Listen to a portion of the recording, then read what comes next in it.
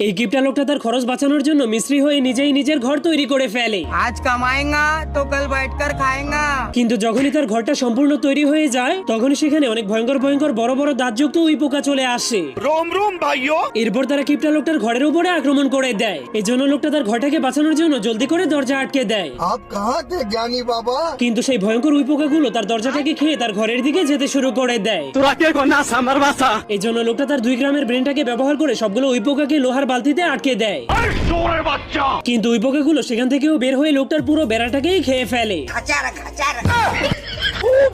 এরপর পোকাগুলো আবার তার ঘরের দিকে যেতে শুরু করলে লোকটা জলদি করে তার ঘরের চারপাশে গর্ত করে সেই গর্তের মধ্যে পানি দিয়ে দেয়, যার কারণে পোকাগুলো তার ঘরে যেতে না পারার কারণে কান্না শুরু করে দেয়। কিন্তু তবুও ওই পোকাগুলো বুদ্ধি খাটিয়ে তার ঘরের মধ্যে ঢুকে যায়।